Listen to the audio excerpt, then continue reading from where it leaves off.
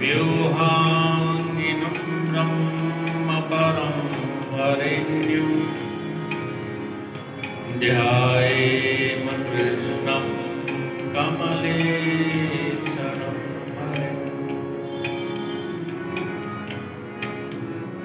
अङ्गे तु वामे वृषभानुजां मुदा विराजमाना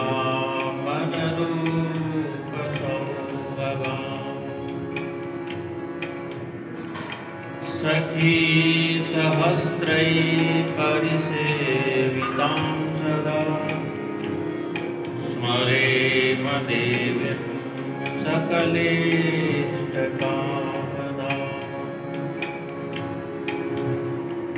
श्रीमते सर्वविद्यानां प्रभवाय सुब्रह्मणे आचार्याय मुनीन्द्राय निम्बार्काय नमो नमः। अज्ञानतिमिरान्धस्य ज्ञानाञ्जनशलाकया चक्षुरुन्मीलितं येन तस्मै श्रीगुरुवे वाञ्छाकल्पतरुभ्यश्च कृपासिन्धुभ्य एव च पतितानां पावनेभ्यो वैष्णवेभ्यो नमो नमः। अतुलितबलधामं हेमशैलावदेहं दनुजवनकृशानं ज्ञानिनामाग्रगण्यं सकलगुणनिधानं वानराणामधीशं रघुपतिप्रियभक्तं पातजातं नमामि। भक्तिभक्त भगवंत गुरु चतुर नाम बपुए इनके पद वंदन किए नासहि विघ्न अनेक।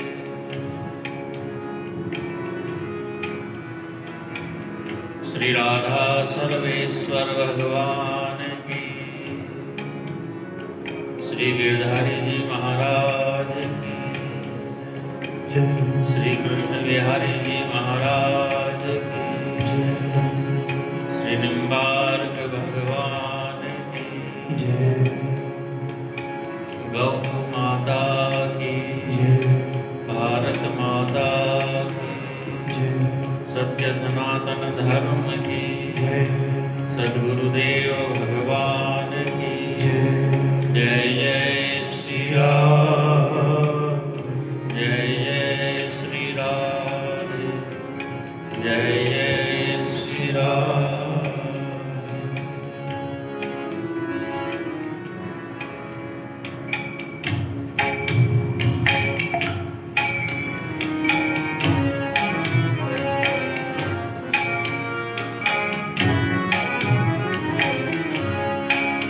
राधे गोविंद गोविंद गोपाल नंद लाल, राधे गोविंद गोविंद गोपाल नंद लाल, राधे गोविंद गोविंद गोपाल नंद लाल, राधे गोविंद गोपाल राधे गोविंद गोविंद गोपाल नंद लाल, राधे गोविंद गोविंद गोपाल नंद लाल, राधे गोविंद गोविंद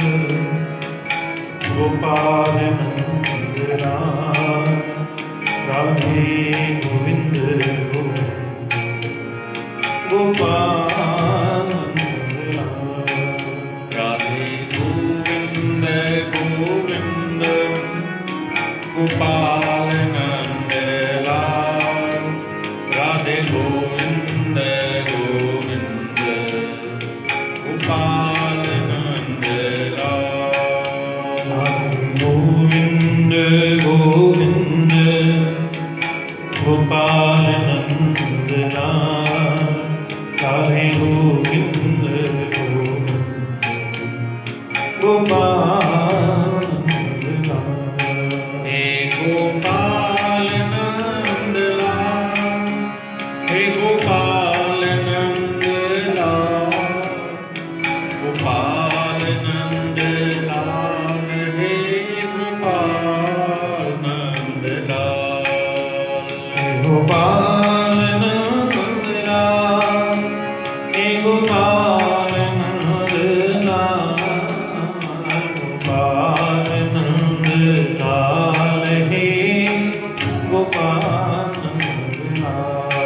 हे गोपाल नंद लाल, हे गोपाल नंद लाल, गोपाल नंद लाल, हे गोपाल नंद लाल। हे गोपाल नंद लाल, हे गोपाल नंद लाल, गोपाल नंद लाल, हे गोपाल नंद लाल। राधे गोविंद गोविंद गोपाल नंद लाल, राधे गोविंद गोविंद गोपाल नंद लाल। राधे गोविंद गोविंद गोपाल नंद लाल, राधे गोविंद गोविंद गोपाल नंद लाल। राधे गोविंद गोविंद गोपाल नंद लाल, राधे गोविंद गोविंद गोपाल नंद लाल। राधे गोविंद गोविंद गोपाल नंद लाल, राधे गोविंद गोविंद गोपाल नंद लाल। राधे गोविंद गोविंद गोपाल नंद लाल, राधे गोविंद गोविंद गोपाल नंद लाल। राधे गोविंद गोविंद गोपाल नंद लाल, राधे गोविंद गोविंद गोपाल नंद लाल।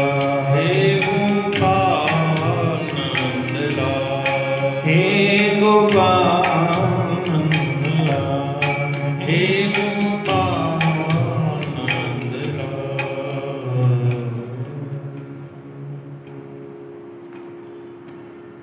बोली भक्तवत्सल भगवान की जय।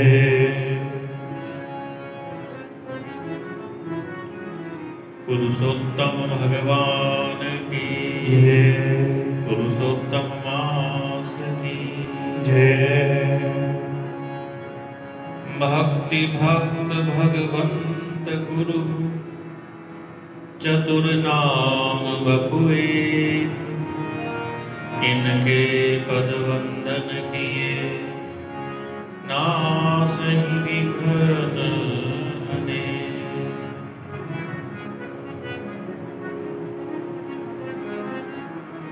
परात्पर पर ब्रह्म अखिल ब्रह्मांडाधीश्वर गोलोकाधीश्वर भगवान श्री राधा सर्वेश्वर श्री कृष्ण विहारी जी श्री गिरधारी जी अस्मत् गुरु परंपरा समस्त संत परंपरा वैष्णव परंपरा भक्त परंपरा सबका वंदन करते हुए पुरुषोत्तम मास के इस दिव्य पावनतम समय में भगवान श्री राधा सर्वेश्वर के चरणों की भक्ति रूपी कृपा को प्राप्त करने के लिए श्री नाभादास जी महाराज रचित इस भक्तिमाल के भक्त चरित्र रूपी पुष्प मणि रत्नों के द्वारा भगवान के युगल चरणारविंदों की अर्चना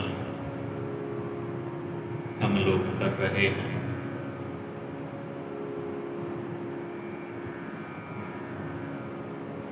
भगवान का वृंदावन धाम जो साक्षात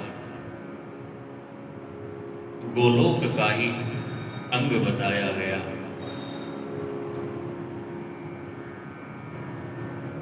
ऐसा वृंदावन धाम जहां भगवान के बड़े रसिक भक्त हुए हैं, या भगवान से बड़ी माधुरी भक्ति करने वाले जो भक्त हैं, वे भक्त भी कहीं से भी उनकी वह भक्ति वेल प्रारंभ हुई हो, आकर के और वृंदावन के अंदर ही अपने इस भक्ति रूपी पौधे को फलित और पुष्पित किया।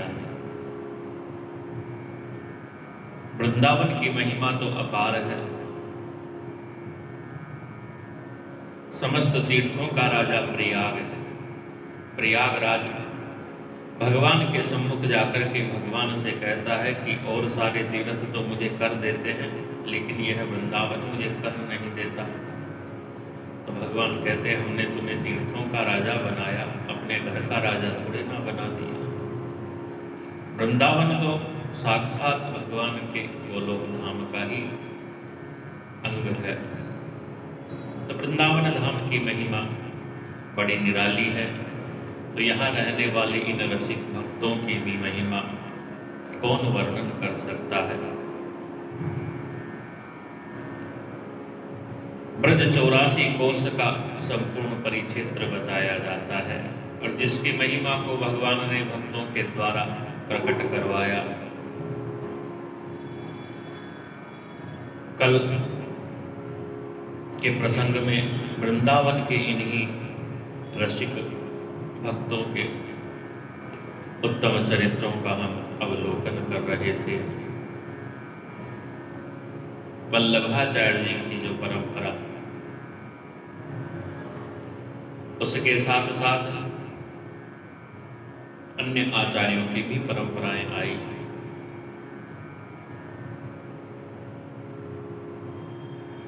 हरिदास जी महाराज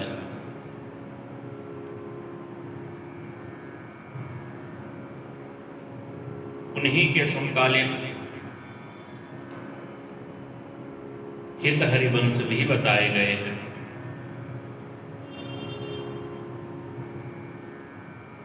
नाभादास जी महाराज वर्णन करते हैं कि हित हरिवंश जी महाराज की जो भजन विधि है, कौन उसका वर्णन कर सकता है, कौन उसको जान सकता है। भगवान प्रिया प्रीतम युगल सरकार के चरणार बिंदों के वह उपासक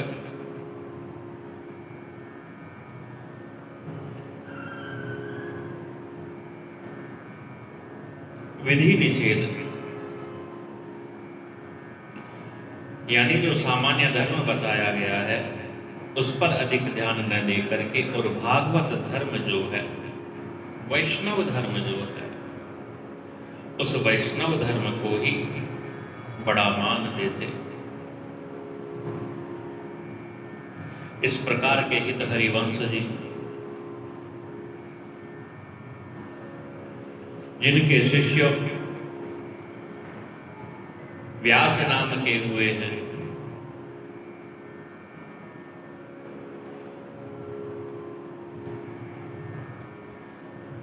बड़ा सुंदर इनका चरित्र भी श्री नाभादास जी महाराज ने बताया।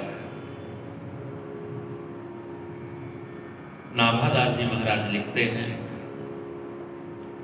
कि काहू के आराध्य मच्छ कच्छ नर हरि सूकर, वामन पर साधरण सेतु बंधन जुसैल कर, एकन के यह रीति नेम नवधासों लाए, सुकुल सुमोखन सुवन अच्युत गोत्री जो लड़ाए, नौ गुण तोरी नुपुर गयो महत सभा मदिरास के, उत्कर्ष तिलक अरुदाम को भक्त इष्ट अति व्यास के।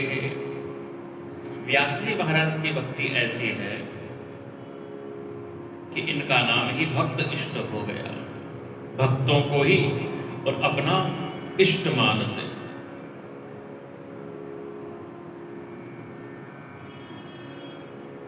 भगवान के जो भक्त हैं, युगल सरकार की उपासना करते। भाई भक्तों के तो इष्ट भगवान का कोई भी स्वरूप हो सकता है। भगवान के अनेकों अनेक अवतार हैं।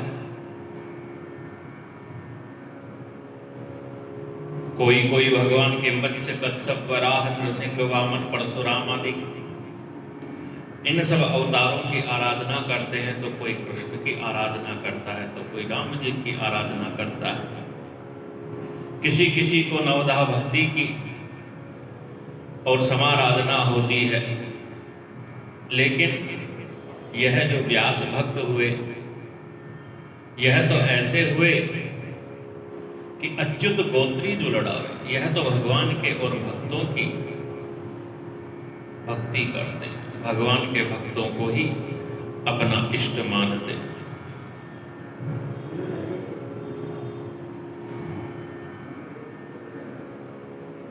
भगवान की सेवा पूजा इत्यादि सब रखते और सेवा का भाव भी बड़ा उत्तम था। नित्य भगवान का सेवा पूजन अभिषेक श्रृंगार इत्यादि करते। एक दिन भगवान का श्रृंगार कर रहे थे, तो श्रृंगार करते समय भगवान के मस्तक के ऊपर पाग बांध रहे थे, पगड़ी बांध रहे थे कपड़े से लपेट कर। तो बंधने में नहीं आ रही थी, बहुत बार प्रयास किया, नहीं बंधने में आ रही थी। तो खींच करके भगवान से कहते हैं कि मेरे से नहीं बंधाती तो अपने आप ही बांध लो। ऐसा कह करके और किसी अन्य कार्य में लग गए, तो पीछे से भगवान स्वयं अपनी पाग को धारण कर लेते हैं, बांध लेते हैं। उन्हें व्यास जी ने जब आकर के देखा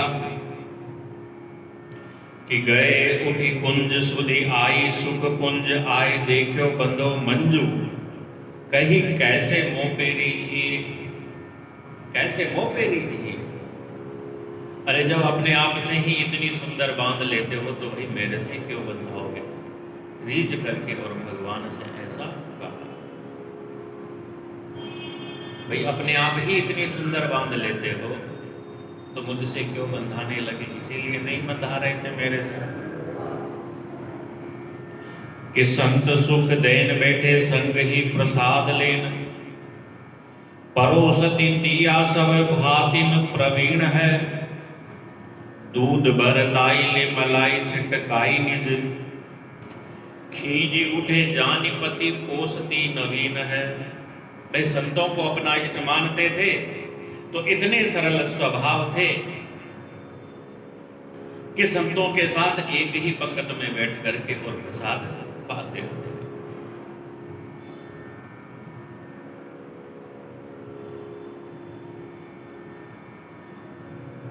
अब पता नहीं पहले भी ऐसा कुछ था या नहीं था। आजकल तो बड़ा वीआईपी कल्चर है। आजकल का तो वीआईपी कल्चर है। भाई वीआईपी लोग जो विशिष्ट होते हैं वह अलग बैठ करके अपना प्रसाद पाते हैं, सामान्य जन अपना अलग, और सामान्य हो उनका अलग, ऐसे और व्यवस्था होती है। धर्म स्थानों में भी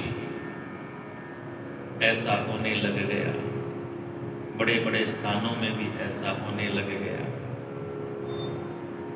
लेकिन यह उस समय का वर्णन है। कहते हैं संतों को अपना इष्ट मानते तो संतों की पंगत में ही स्वयं भी बैठ जाते और पंगत परोसने की जो सारी व्यवस्था है वह इनकी धर्म पत्नी की। भगवान के भक्त थे, गृहस्थ वाले थे।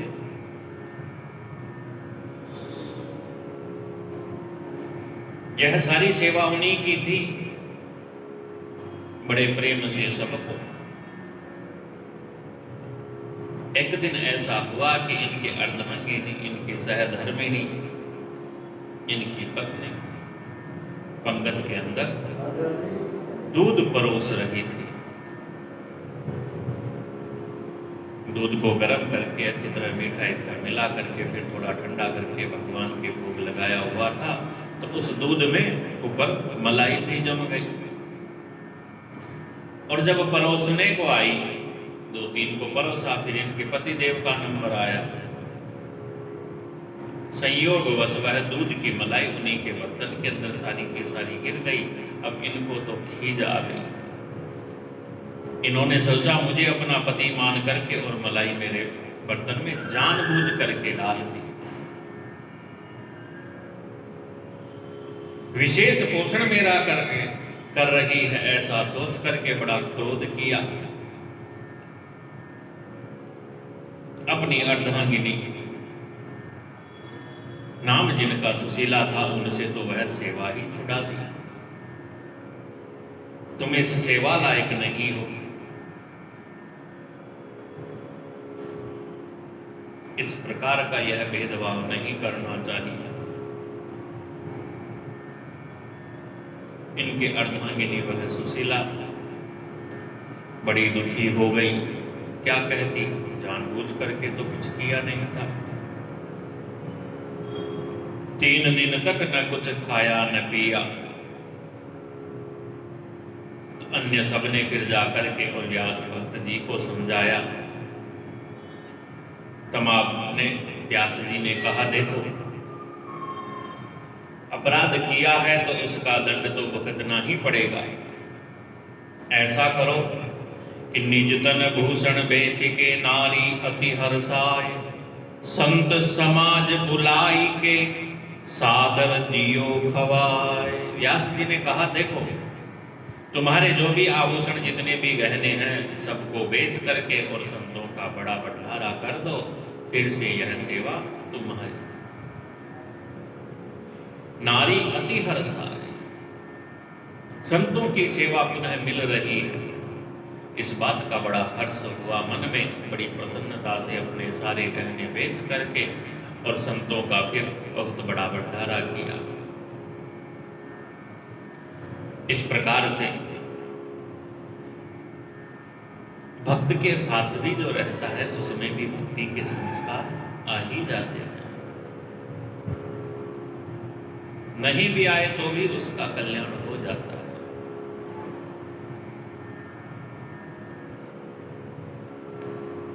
साथ लगने से, साथ रहने से।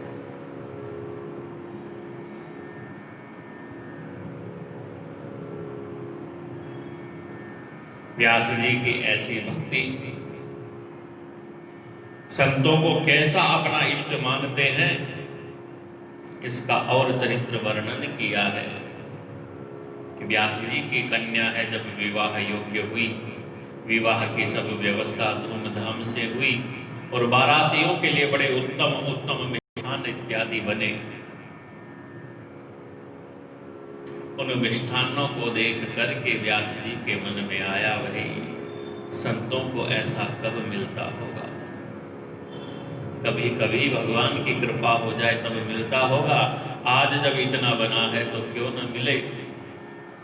तो चुपचाप संतों को बुला बुला करके खिलाने लगे, बांध बांध करके साथ में देने लगे, सब कुछ दे दिया और भगवान के भजन में तल्लीन हो गए।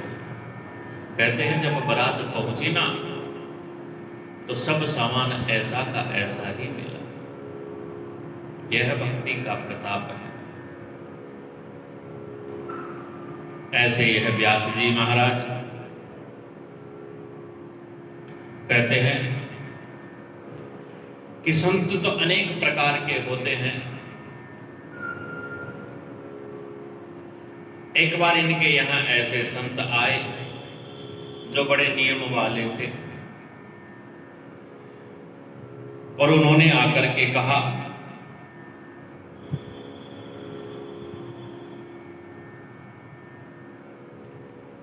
कि भाई हम तो अपना भोजन अलग बनाते हैं,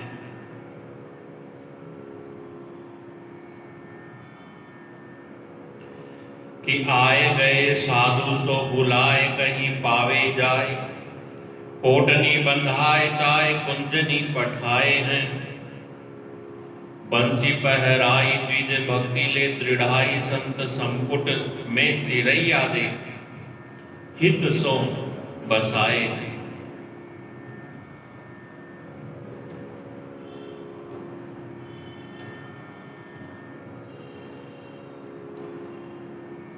यह जो संत आए थे, इनका वर्णन है कि भाई पश्चिम देश से आए।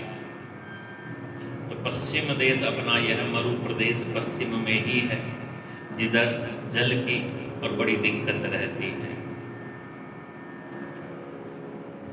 अन्य और प्रदेश जो है वह सब सरस है, वहां जल की इतनी दिक्कत नहीं, लेकिन इस पश्चिम देश मरु देश में और जल की बड़ी समस्या है। तो जल के लिए कुएं भी बड़े गहरे होते हैं, नदियां तो है ही नहीं। इन कुओं के अंदर बड़ी गहराई से जल निकाला जाता है, तो जल निकालने के जो वह पात्र इत्यादि होते हैं, तो बड़े पात्र जो होते हैं चमड़े इत्यादि के बनते हैं। तो वह जो संत थे, जल का जो पात्र है वह पात्र उनके पास भी चमड़े का ही। उन संत ने कहा भाई हम तो अपना अलग बनाते हैं। तो व्यास जी ने कहा कोई बात नहीं, सीधा सामग्री ले लो, सूखा सामान ले लो, आप अपना बना लो। चमड़े का वह पात्र जिसमें जल उन्होंने भर रखा, उससे बनाने लगे।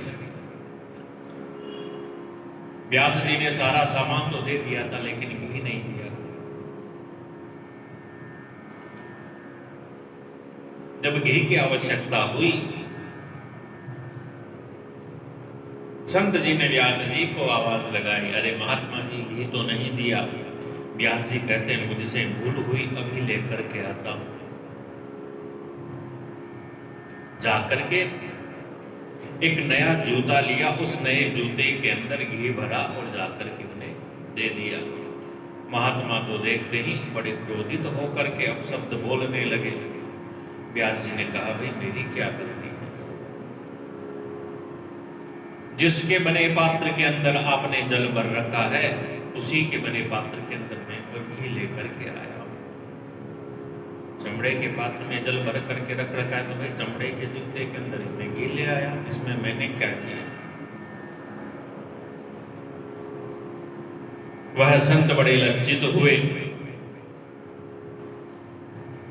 ऐसा सारा उपक्रम जो उनका किसी प्रकार के दोष से युक्त था, उसे छोड़ करके सरल स्वभाव से फिर और भगवान की भक्ति करने लगे।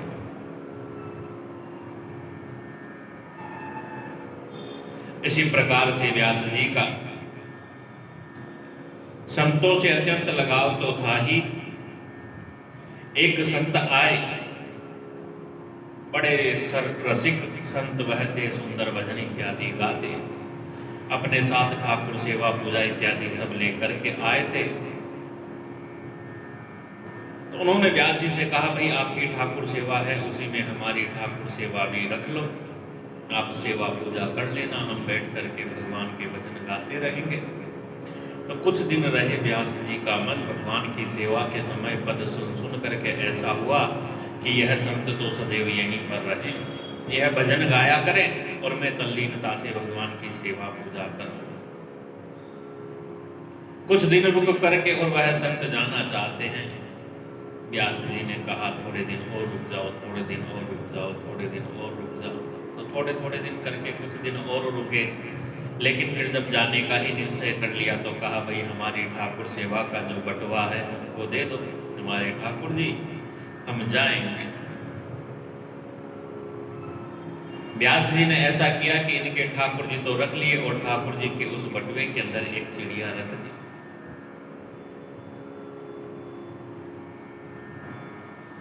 इस प्रकार से रखी कि उसे कुछ हवा इत्यादि लगती रहे, ऐसे बांध करके और उन्हें दे दिया। संत लेकर के चले। चलते चलते मार्ग में संत को प्यास लगी,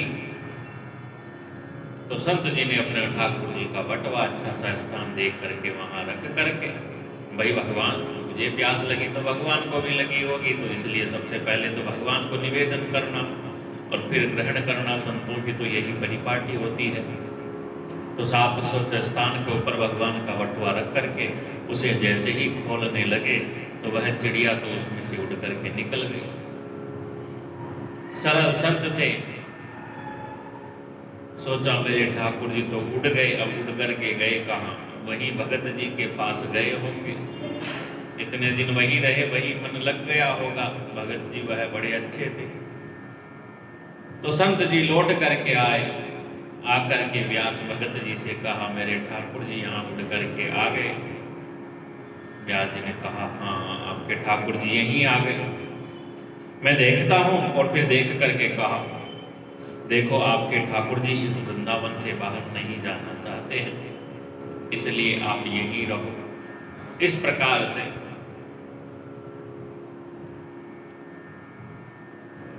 भक्ति जो होती है, यह भक्ति सत्संग का ही दूसरा रूप है। आप चाहे संतों के संग बैठ करके संग करो या आप भगवान के साथ बैठ करके संग करो, यही सत्संग है। सत्संग ही श्रेष्ठ भक्ति है। भगवान की सेवा पूजा एक अलग है, भक्ति और सत्संग यह अलग है। तो इस प्रकार से वृंदावन के अंदर फिर वह संत रहे। ऐसा इनका भगवान के प्रति प्रेम, भगवान के प्रति निष्ठा व्यास जी की।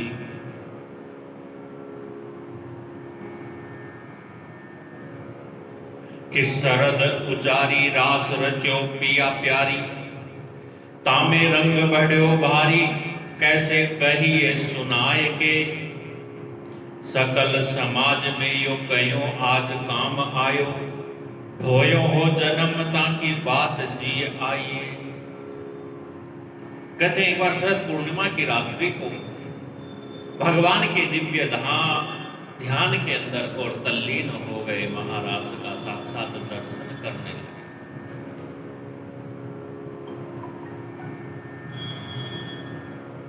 भक्त की भाव तल्लीनता है तो भगवान की भी अपनी उस लीला के अंदर पूर्ण तल्लीनता है। ऐसी तल्लीनता है कि महारास का वह रास नृत्य करते करते प्रिया जी के चरण का जो नूपुर जो घुंघरू होते हैं टूट जाते हैं, उनकी डोरी टूट जाती है। उसी क्षण व्यास भगत जी, और कुछ तो दिखता नहीं है, अपने कंधे पर पहनी हुई जो यज्ञोपवीत होती है उसी को निकाल करके और उसमें उन घुंघरुओं को पोंछ करके और पुनः धारण करा दिया।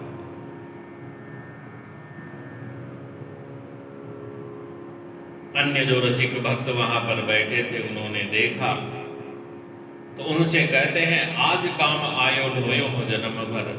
अरे इस यज्ञोपवीत को मैंने जन्म भर ढोया, जन्म भर यानी जीवन भर मैंने पहने रखा, लेकिन आज यह काम आ गया। भक्तों की ऐसी भावना होती है। विधि धर्म को भागवत धर्म से थोड़ा गौण मान लेते हैं, लेकिन इस प्रकार की जब वह निष्ठा हो तब है। 4 आश्रमों का वर्णन हम सुनते हैं, ब्रह्मचर्य, गृहस्थ, वानप्रस्थ और फिर संन्यास। तो संन्यास आश्रम में जाकर के तो यह सारे शिखा सूत्र इत्यादि सब बंधन छूट जाते हैं, लेकिन वह वास्तविक अवस्था हो, निष्ठा ऐसी हो। संन्यास में भी तो फिर सामान्य हंस, परमहंस इत्यादि अनेक स्थितियों का वर्णन है। परमहंस की स्थिति तो वह होती है कि वही नहाना धोना इत्यादि सब कुछ, खाना पीना तो पहले ही छूट जाता, फिर तो नहाने धोने का नियम इत्यादि भी सबसे पूर्ण विरक्ति हो जाती है।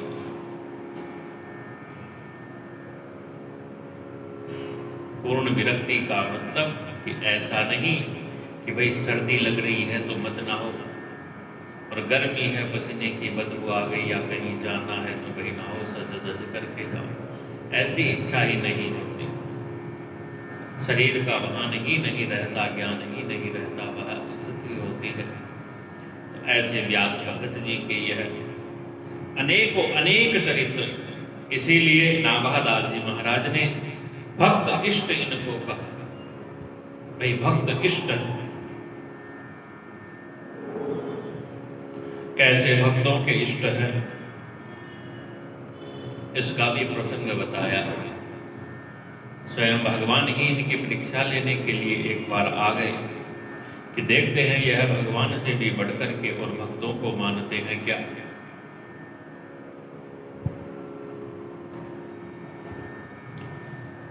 ऐसे समय में आए कि बस भोग बनकर के तैयार ही हुआ था।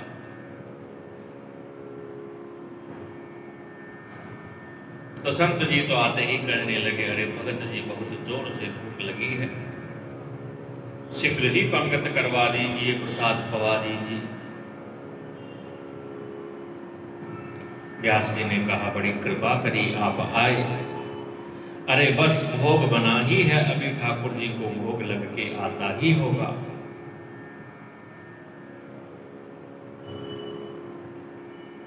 संत जी फिर कहते हैं, अरे हमको तो बड़ी जोर से भूख लगी है, भोग लगने में, ठाकुर जी को भोग लगने में तो टाइम लगेगा।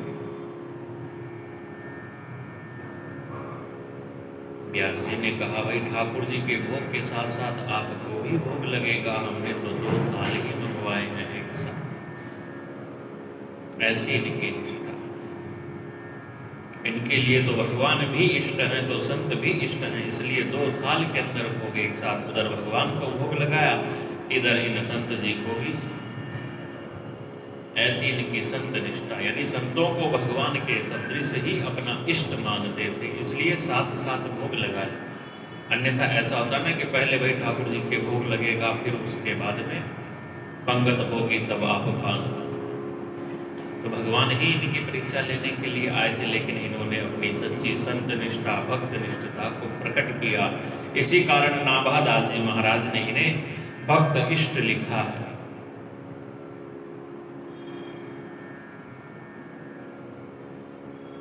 कि भय सुत 3 बाँट निपट नवीन कियो, एक और सेवा एक और धन धर्यो है, तीसरी जुठोर श्याम बंदनी और छाप धरी, करी ऐसी रीति देखो बड़ो सोच पर्यो है। एक ने रुपया लिए, एक ने किशोर जू को, श्री किशोरीदास दास तिलक के कर्यो है। कहते हैं कि इनके 3 पुत्र थे, तो अपनी संपत्ति का इन्होंने अपने पुत्रों के लिए बंटवारा कैसे किया कि एक और तो अपना सारा धन रख दिया, एक और अपनी ठाकुर सेवा रख दी, और तीसरी जुठोर श्याम बंदनी की छाप धरी। तीसरी जगह इन्होंने अपनी श्याम बंदनी यानी जो छाप तिलक इत्यादि जो है वह धर दिया, तीनों पुत्रों को कह दिया, भाई जिसे जो चाहे वह ले लो। तो रामदास नाम के भक्त थे, उन्होंने धन लिया। बिलासदास नाम के भक्त थे, उन्होंने सेवा ली। और किशोरदास नाम के जो इनके पुत्र थे सबसे छोटे, उन्होंने तो छाप तिलक इत्यादि माथे पर चढ़ा लिया स्वामी श्री हरिदास से, फिर छाप इत्यादि धारण करके, और किशोरदास हरि कृपा से भगवान के भजनों के अंदर तल्लीन हो गए। व्यास जी का ऐसा दिव्य यह चरित्र व्यास भगत जी का वर्णन किया गया।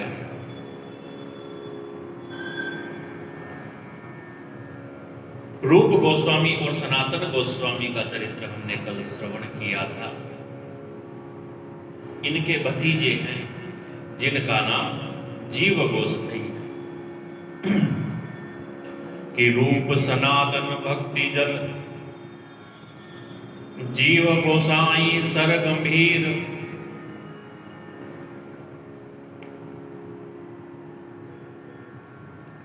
रूप गोसाई भक्ति जन, जीव गोसाई सर गंभीर। रूप गोस्वामी और सनातन गोस्वामी का जो चरित्र है, उनका जो भक्ति भाव है, वह भक्ति के जल के समान ही। जल किंचित कैसा भी हो, कितना भी हो, लेकिन इन्हीं के शिष्य जो इनके भतीजे भी लगते थे, अपने ही भतीजे का अत्यंत भक्ति भाव भगवान के प्रति देख करके उसे दीक्षित किया। तो ऐसे वह जीव गोसाई तो सरगंभीर, कहते हैं कि भक्ति के समुद्र ही हुए, ऐसा श्रेष्ठ उनका भाव बना। और मीरा जी की जो कथा कल बताई थी हमने, वह इन जीव गोस्वामी जी की। कहते हैं घर बार का लगाव छोड़ करके और रूप गोस्वामी सनातन गोस्वामी के यह शिष्य बने। एक बार किसी भक्त ने बड़ा सुंदर बहुमूल्यवान कोई पटका दुपट्टा था, वह इन्हें दिया, तो भगवान के लगा करके भगवान को धारण करवा के और फिर प्रसादी रूप में स्वयं उसे धारण कर लिया। जब इनके गुरु रूप सनातन गोस्वामी ने देखा तो कहा, भाई विरक्त कहला करके ऐसे वस्त्र धारण करते हो? वो शिक्षण उतार करके किसी अन्य को दे दिया। फिर तो यमुना जी के किनारे जाकर के कुटिया बना करके रहने लगे। कि किए नाना ग्रंथ हृदय, अनेक प्रकार के ग्रंथों की फिर उन्होंने रचना की, जिनमें भगवान के माधुर्य भक्ति का और प्रेम बताया गया है।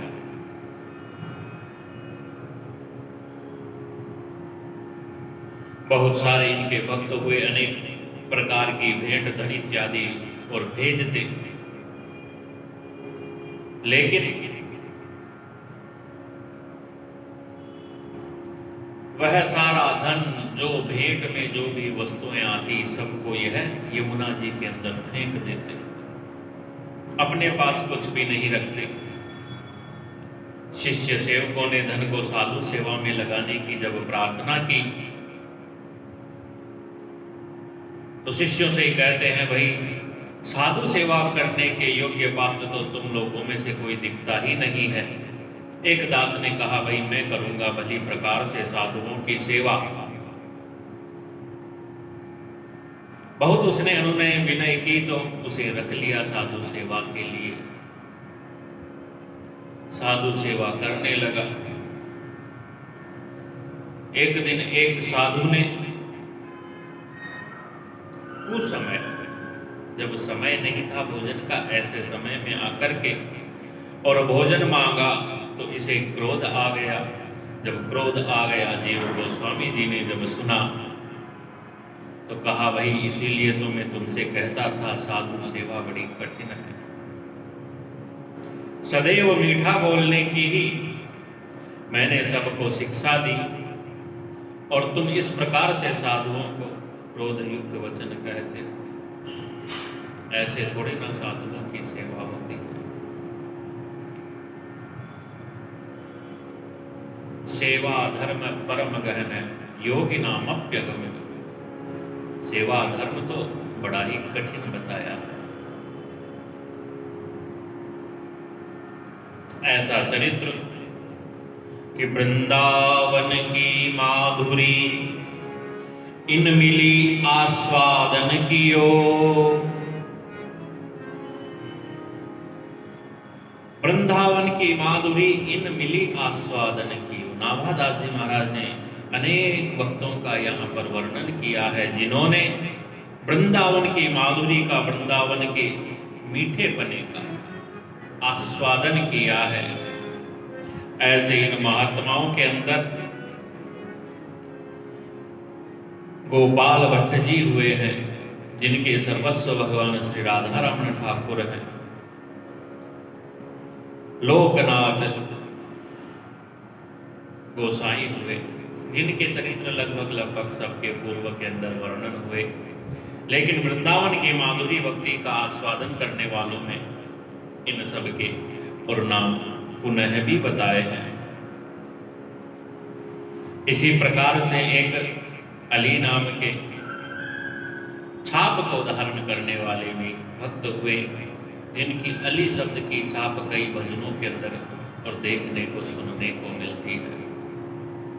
सरस अली ऐसे करके और कईयों ने छाप लगाई है, और भी अन्य भी भक्त हुए हैं जिन्होंने इस प्रकार का, कोई रूप अली, कोई सरस अली, इस प्रकार की छाप देखने को मिलती है। इसी प्रकार के भक्तों के अंदर फिर विट्ठल विपुल जी का नाम आता है, जिन्होंने वृंदावन के इस माधुर्य को प्राप्त किया और समस्त जगत को इसकी महिमा भी बताई।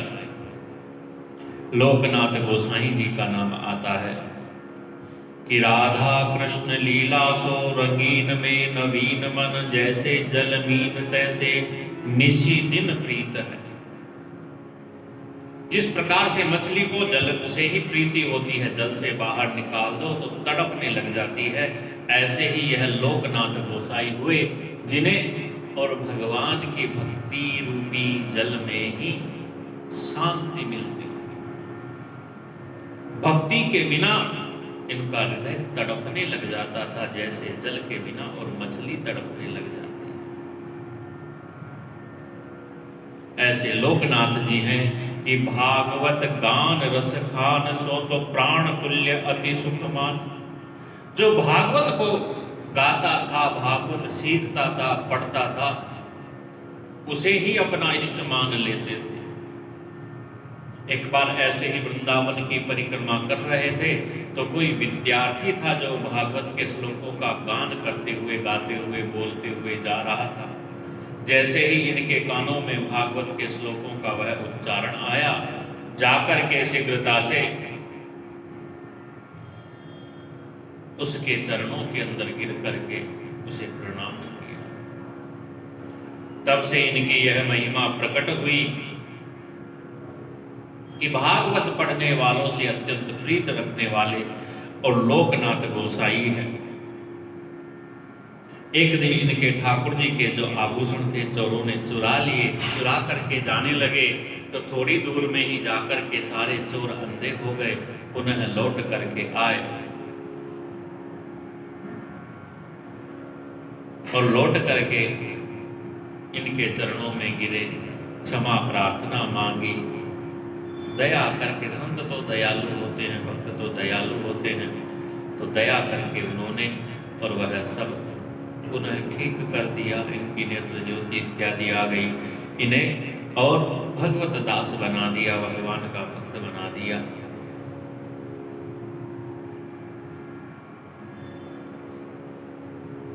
मधु गोसाई नाम के भक्त का वर्णन आता है।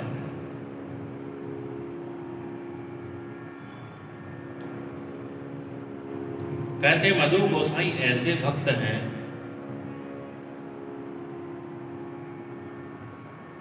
बड़ी तल्लीनता से भगवत भक्ति करते हैं।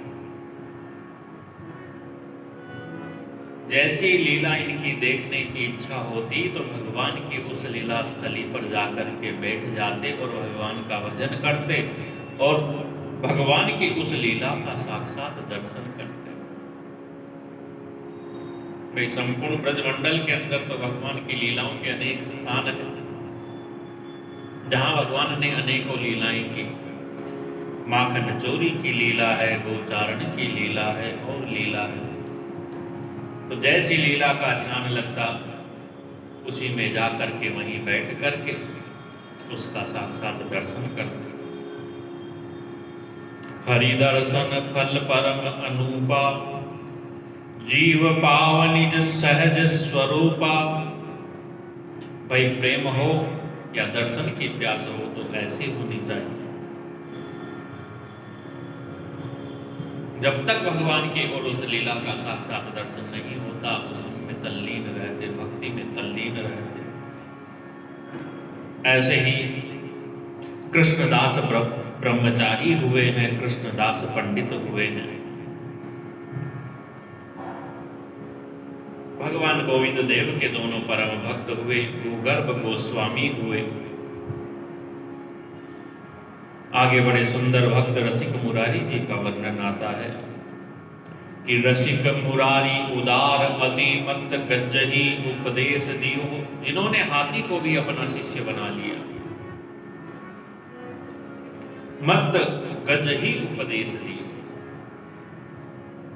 ऐसे यह रसिक मुरारी जी संतों के बड़े प्रेमी थे, संत सेवा किया करते, और जिस दिन इनके गुरु जी का उत्सव आता उस दिन तो सबको ही बुला करके बड़े प्रेम से और भगवत प्रसादी कराते। कई कई दिनों तक तो उस उत्सव की छटा ही छाई रहती। संतों को अपना इष्ट जैसा ही मानते।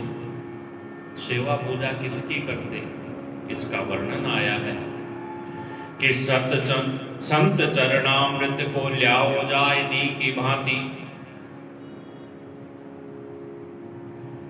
संत चरणामृत के माट ग्रह भरे रहे, ताही को प्रणाम पूजा करी उर्धाइए। जो भी संत इनके घर में आते उन संतों के चरणों को धोकर के वह चरणामृत माट ग्रह भरे रहे, कलश के अंदर बड़े बड़े मटकों के अंदर भर करके और वह चरणामृत रखते, उन्हीं को प्रणाम करते, उनकी पूजा करते, उर्धारिये, सदैव उन्हें अपने हृदय के अंदर और धारण किए रहते, उन्हें ही अपना सर्वस्व मानते। ऐसे और संत प्रेमी थे। बहुत सारे संत इनके वहां आए हुए थे। अपने शिष्य से इन्होंने कहा कि जाओ संतों का चरणामृत लेकर के आओ। शिष्य गया, सारे संतों के चरण धो करके चरणामृत ले आया और ला करके इन्हें दिया। इन्होंने चरणामृत का जैसे ही पान किया, बोलते हैं क्या कारण है, नित्य जैसा आज स्वाद नहीं आया, आज स्वाद में कुछ कमी है। और दूसरे संत भी बैठे थे, उनसे कहा अरे देखो, आप भी देखो, क्या नित्य जैसा स्वाद है। और कोई तो इस महिमा को जानता नहीं था। यह जान गए थे कि भाई किसी न किसी संत के चरण का चरणामृत रह गया।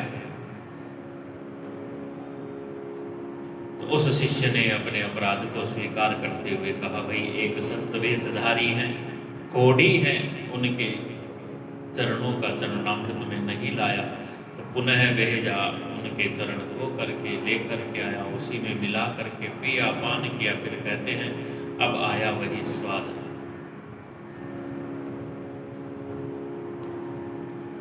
ऐसे परम अनुरागी रसिक मुरारी जी हुए।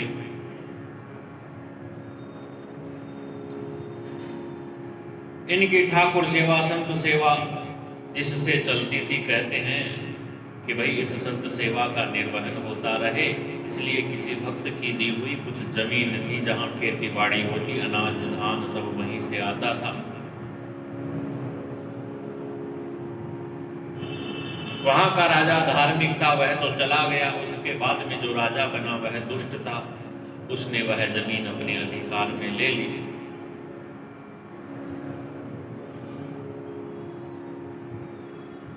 शिष्यों ने आकर के गुहार लगाई संत जी से, रसिक मुरारी जी से, भाई ऐसा हो गया। रसिक मुरारी जी ने कहा चलो हम ही राजा को समझाते हैं। शिष्य लोग मना करते हैं, भाई दुष्ट राजा है, आप मत जाइए। वह सब इनके शिष्यगण जो उसी राजा के यहाँ अधिकारी थे, मंत्री थे, वह इन्हें समझाने के लिए आए। और जब समझाने आए तो उस समय भाई राज दरबार में उनका अवकाश लग गया। तो राजा ने पूछा कहाँ गए थे, तो कहा भाई हमारे गुरु जी आए हुए हैं, उनके दर्शन के लिए गए थे। राजा ने कहा अपने गुरु जी को बुलाओ, हम भी उनकी करामात देखना चाहते हैं।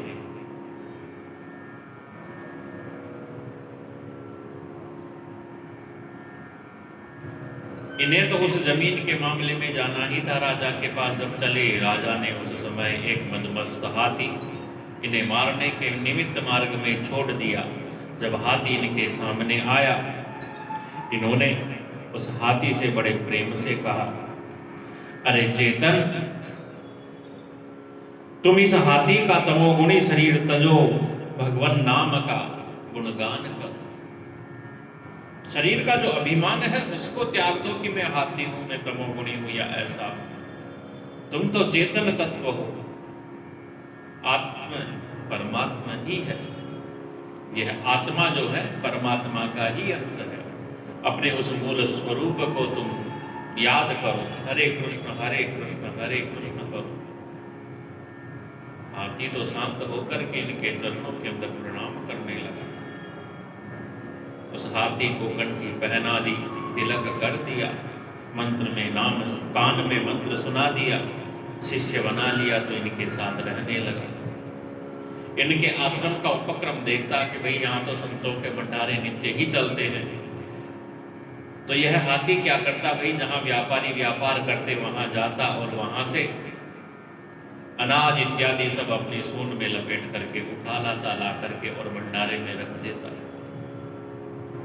व्यापारियों ने आकर के रसिक मुरारी जी से कहा कि भाई यह आपका भक्त ऐसा करता है। रसिक मुरारी जी ने उस गजराज भक्त को समझाया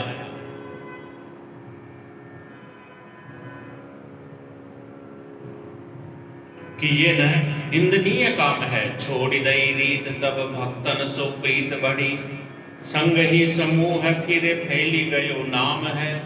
आवत महोत्सव मध्य पावत प्रसाद शीत, बोले आप हाथी सो यह निंद्य काम है। भाई ऐसे जबरदस्ती उठा लाना यह तो निंदनीय है, ऐसा मत किया करो। और उन व्यापारियों से भी कहा कि भाई संतों का सेवा चलती है, संत भंडारा चलता है, तो आप स्वयं ही कुछ ना कुछ सेवा भेज दिया करो। तो उन व्यापारियों ने कुछ सीधा सामग्री अनाज इत्यादि की व्यवस्था अपनी नियमित बांध ली। अब तो यह गजराज भक्त बड़े प्रसिद्ध हो गए, इनके साथ ही और बड़ी संतों की मंडली चलने लगी। गोपाल दास इनका नाम हुआ, गज गोपाल दास के नाम से बड़े प्रसिद्ध हुए।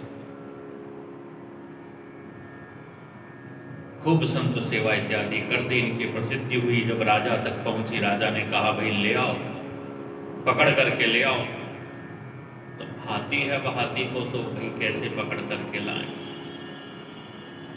एक कोई बुरा व्यक्ति था जो साधु का वेश बना करके गया। अब साधुओं का बड़ा सम्मान यह हाथी भक्त करता था। इस कारण उस साधु वेशधारी दुष्ट के पीछे पीछे यह राजा तक पहुंच गया। राजा ने इसे बंधन के अंदर डाल दिया। अब भाई यह तो संतों की शीत प्रसादी खाने वाला हाथी भक्त था, इसलिए इसने वहां पर 3-4 दिन तक कुछ नहीं खाया पिया। किसी ने कहा भाई हाथी है यह तो तालाब में या नदी के अंदर ही और जल पीता है। तो राजा ने इसको नदी में भेजा। नदी तो समीप ही यमुना जी ही थी। यमुना जी में गए यह हाथी भक्त, तो फिर यमुना जी में ही चले गए, वापस निकल करके ही नहीं आए। ऐसे रसिक मुरारी जी का चरित्र बताया। यह सब वृंदावन के बड़े अनुपम, वृंदावन की माधुर्यता को प्राप्त करने वाले भक्तों का चरित्र वर्णन हुआ है। अब जिन भक्त का नाम आता है,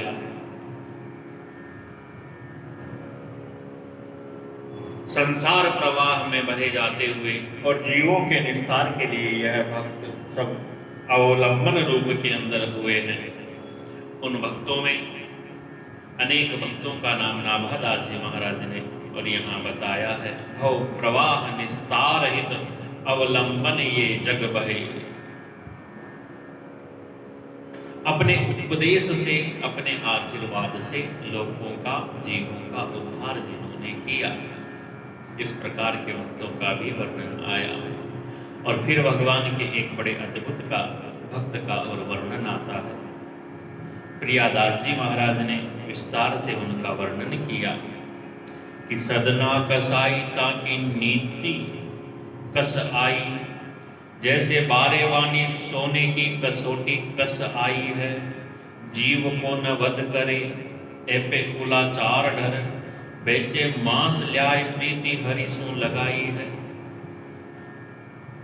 सदना नाम के कसाई का, जो भगवान के बड़े अद्भुत भक्त हुए,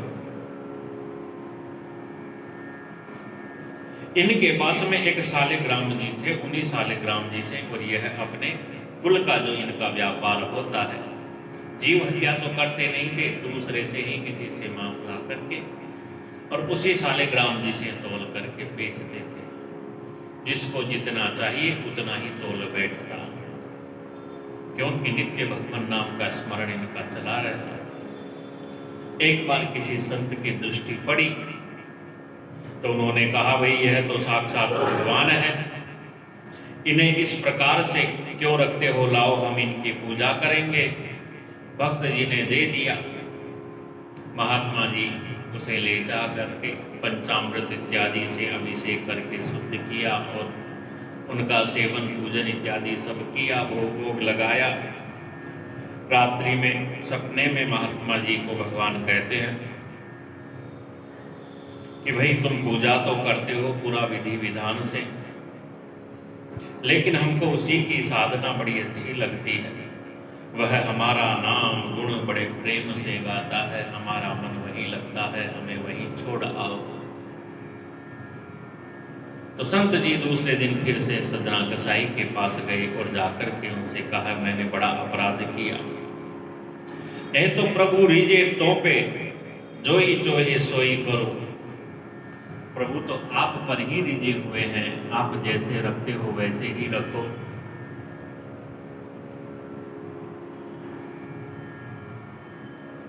इस प्रकार से पहुंचे। संत जी के माध्यम से भगवान की यह महिमा देखी कि भाई भगवान भी मेरे से इतना प्रसन्न है, तो क्यों यह निंदनीय कर्म मैं करता हूं। छोड़ दिया उस कर्म को और भगवान जगन्नाथ के दर्शन के लिए चल निकले। कुछ लोगों का समूह जा रहा था, उसके साथ हो गए। वह लोग इनके गांव के आसपास के थे, इनको जानते थे, तो उन्होंने इन्हें अलग कर दिया। हमारे साथ नहीं चलोगे तुम तो अलग जाओ, निम्न जाति के। तो अकेले अकेले जा रहे थे। मार्ग में कोई गांव आया, वहां गांव में और कोई रूपवती स्त्री थी।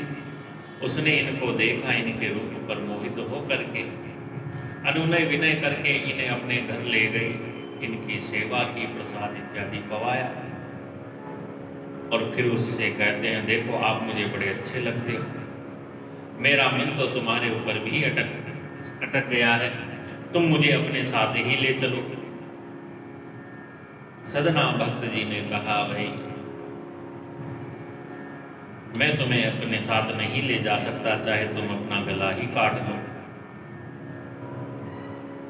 इस बात का दूसरा अर्थ निकाल करके उस स्त्री ने अपने पति का ही गला काट दिया। फिर कहता है, मैं तो अपने पति का गला काटा ही, अब तुम मुझे अपने साथ ले चलो। सदना भक्त जी कहते हैं, भाई मैंने तो ऐसा नहीं कहा था, मैंने तो कहा कुछ भी कर लो, लेकिन मैं तो तुम्हें अपने साथ नहीं ले जाऊंगा। तो वह दुष्टा स्त्री फिर चिल्लाने लगी, इसने मेरे पति का गला काट दिया, मुझे अपने साथ ले जाना चाहता है। लोग आए पकड़ करके और न्यायाधीश राजा के सामने ले गए। उस दुष्टा स्त्री ने और सब कहा कि ऐसा ऐसा इन्होंने कर दिया, मेरे पति को मार दिया, मुझे ले जाना चाहते थे।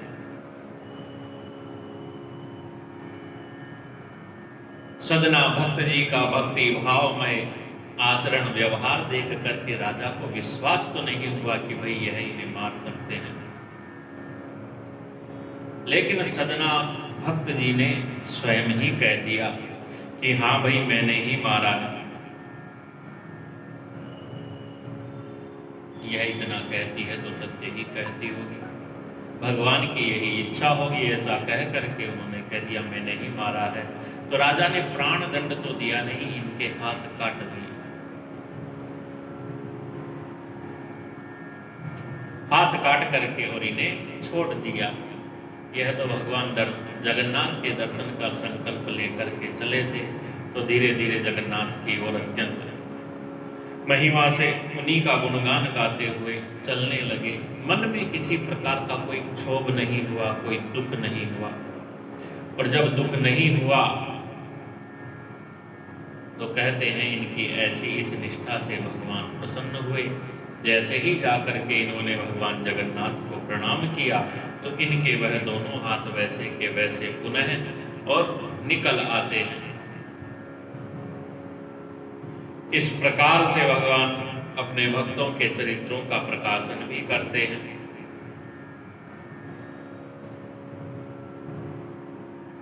जगन्नाथ जी के प्रांगण में इनका बड़ा सत्कार होता है। चमत्कार जब हुआ, हाथ पुनः निकल आए, भगवान की भक्ति की जय जयकार होने लगी।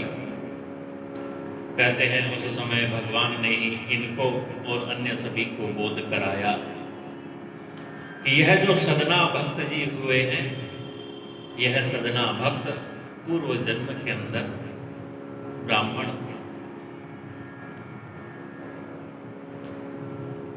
लेकिन इनसे एक अपराध हो गया।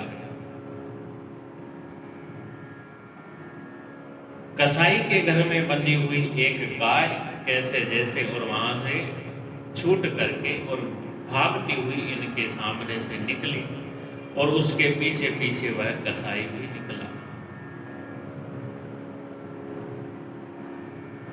आगे जाकर के गाय कहीं मुड़ गई तो पीछे आने वाले कसाई ने इन्हीं से पूछ लिया, भाई इधर गाय आई थी, वह किधर गई? तो इन्होंने हाथ से इशारा कर दिया। उसी का फल ऐसा हुआ कि इनके हाथ कट गए।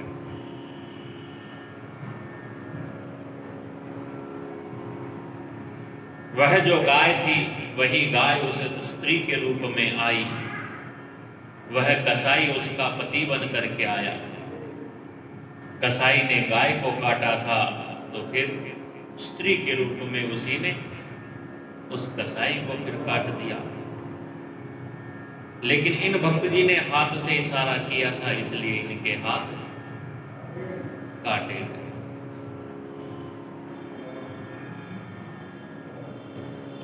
यह कुछ बातें ऐसी भी होती है कि जहां यदि आप झूठ भी बोल जाओ तो झूठ बोलने का दोष आपको नहीं लगता। ऐसा भागवत जी के अंदर भी वर्णन आता है। जब शुक्राचार्य जी महाराज बलि को समझाते हैं कि भाई कहाँ कहाँ और थोड़ा बहुत झूठ बोलने से और पाप नहीं लगता, तो गौ ब्राह्मणार्थे हिंसायां, जहाँ गौ की और ब्राह्मण की हिंसा होती हो, उनके प्राण संकट में हो, तो उनकी रक्षा करने के लिए यदि आप झूठ भी बोलते हैं तो झूठ बोलने का दोष आपको नहीं लगता। तो ऐसा दिव्य यह चरित्र सदना भगत जी का है।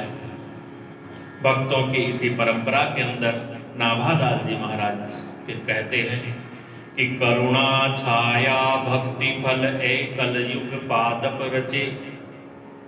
करुणा छाया भक्ति फल। भाई जैसे पेड़ होता है ना, तो पेड़ का जीवन तो परहित के लिए ही होता है, परोपकार के लिए ही होता है। और उसकी दो वस्तुएं तो मुख्य रूप से परोपकार के लिए ही आती है, एक तो पेड़ की छाया और दूसरे पेड़ के फल। भाई पेड़ स्वयं तो धूप में खड़ा है, छाया तो दूसरे के ही काम आती है, पेड़ के काम थोड़ी आती है। और पेड़ के फल यह भी परोपकार में ही लगते हैं। तो ऐसा ही भक्त का या संत का चरित्र होता है। परोपकारी होते हैं, करुणावत्सल होते हैं, भक्ति प्रदाता होते हैं, भक्ति देने वाले होते हैं। इसीलिए तो विद्वानों ने लिखा, संत विटप सरिता गिरिधरणी, परहित हेतु सबन की करणी। चाहे संत हो, चाहे पेड़ हो, चाहे नदी हो, चाहे पर्वत हो, चाहे धरणी, यह धरती हो, परहित के लिए ही इन सब के और कार्य होते हैं, इन सब की करनी होती है। ऐसे इन संतों के अंदर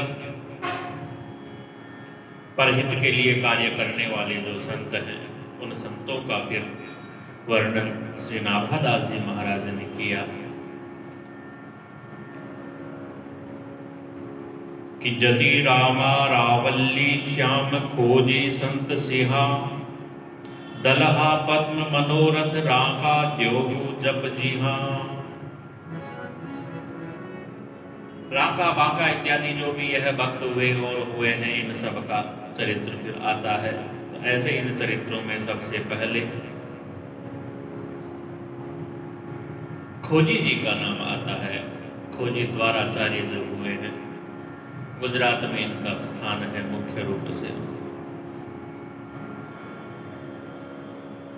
इनका नाम खोजी जी कैसे हुआ? तो कहते हैं इनके जो गुरुजी थे ना, तो उनके जीवन का जब अंतिम समय आया तो गुरुजी ने कहा कि भाई जैसे ही हम भगवत धाम को प्राप्त होंगे तो यह जो घंटा लगा है यह बजने लगेगा अपने आप ही। उस समय उनके यह शिष्य खोजी जी कहीं बाहर गए हुए थे। गुरुजी की काफी अवस्था हो गई थी। भगवान नाम का स्मरण करते करते गुरुजी अपने उस पांच भौतिक शरीर को छोड़ करके भगवत धाम को तो प्राप्त हो गए, लेकिन जैसा गुरुजी ने कहा था वैसा हुआ नहीं, वह घंटा बजा नहीं। बड़ा आश्चर्य हुआ शिष्यों को।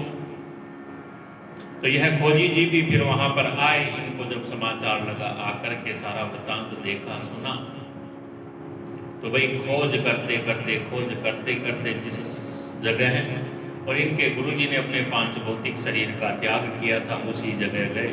वहां चारों तरफ देखा, वह वाटिका थी। वाटिका के अंदर, बगीचे के अंदर बैठे बैठे अपने भगवान जी को सामने लगा करके उनके सेवा ध्यान में निरत, ऐसे समय के अंदर ही इनके गुरुजी ने अपने पांच भौतिक देह का त्याग किया था। तो खोजी जी वहां गए, चारों तरफ देखा, कुछ दिखा नहीं, तो वहां पर लेट गए वह उसी जगह। जब लेटे तो देखा ऊपर सुंदर बढ़िया एक मधुर सा फल लगा हुआ। उस फल को जब देखा तो भाई उस फल को तोड़ करके और फिर उस फल का विदीर्ण करके फोड़ करके जब देखा तो उस फल के अंदर एक छोटा सा कीड़ा था।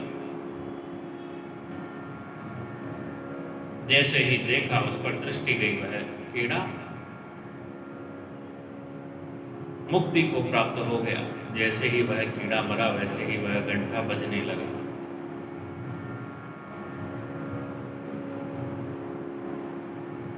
लोग वर्णन करते हैं कि भाई भगवान की सेवा पूजा इत्यादि कर रहे थे,